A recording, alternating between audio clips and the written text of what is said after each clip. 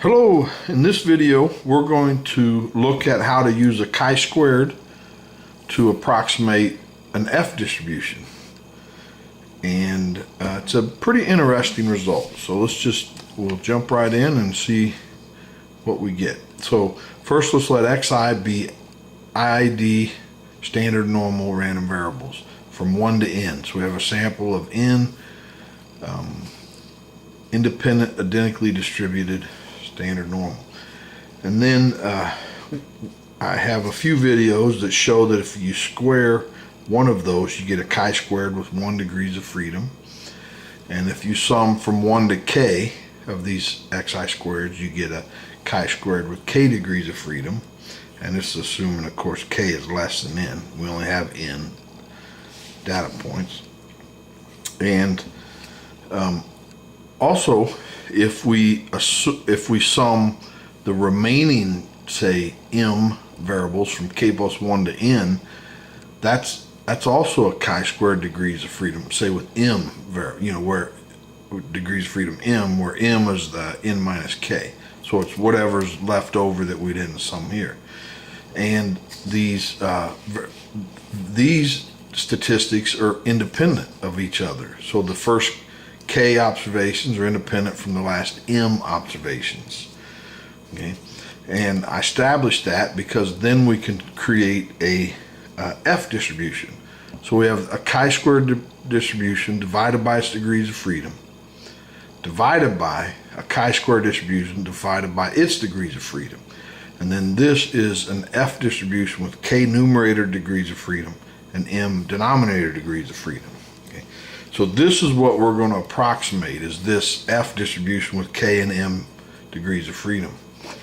So a quick background before we jump in, and this is Slutsky's theorem, and I have an interesting video on Slutsky's theorem if you want more detail.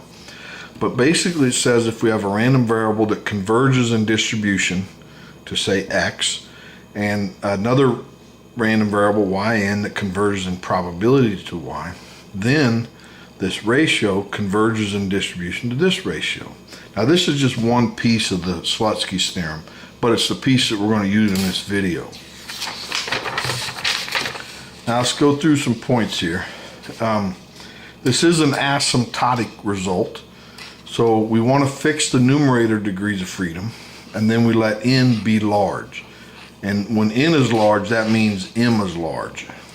So what's in the denominator. Okay, so now let's go through some notes. As before, if we square one of them, we get a chi-squared with 1 degrees of freedom. If we take the average of, say, m of these chi-squareds, so it's the mean of these, so it's the mean of m independent chi-squared 1 random variables, and the mean of a chi-square is 1. So that should be x squared. So the mean of a chi-squared is 1.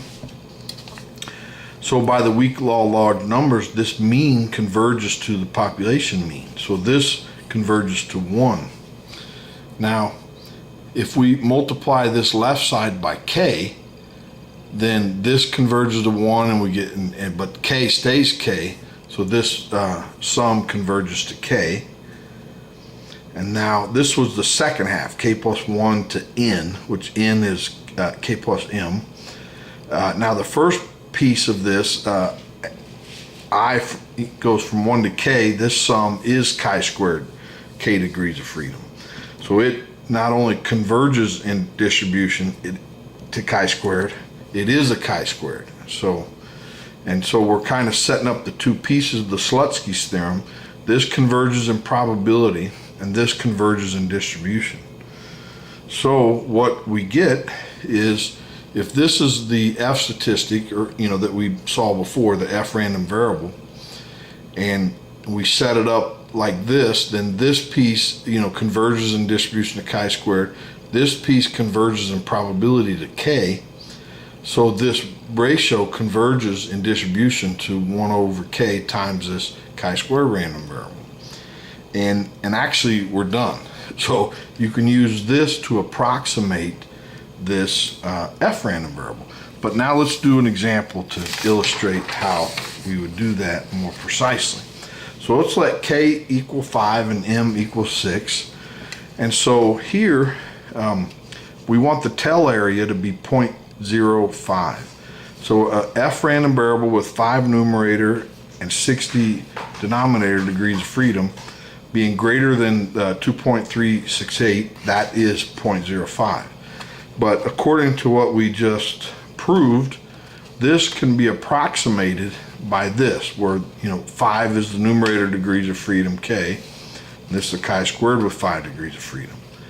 So this is approximately this. So if we multiply both sides times 5, we get this. And then the chi-squared with 5 degrees of freedom being greater than or equal to 11.841 is 0.037. And so it's close. And so this is an asymptotic result. So the larger that M gets, then the closer this approximation is true. And let's look at how quickly it converges. So first of all, I wanted to, I'm going to have a table here, but I want to repeat what we just did so you know what these numbers are. In each of these cases, the goal is 0.05. It's this piece here. And in here, we had 60 degrees of freedom. The cutoff here was 2.368. And this cutoff, which is 5 times it, is 11.841. And this probability was 0.037. Okay. So now, if we increase the denominator degrees of freedom to 100, then the cutoff is 2.305. 5 times it is this. And then the chi-squared of being greater than this is 0.042. If we use 500, then the approximation is 0.048. If we use 1,000, then the approximation is 0.049. If we use 5,000, then the approximation is 0.0498, and it keeps improving. I mean, it's an asymptotic result, and it's true. So anyway, so that's how you do this, and that's how you use a chi-squared to approximate an F random variable. I found it quite interesting. Thought I'd share with you. If you liked it, please click the like button and subscribe so you don't miss the next one. Thanks. Bye.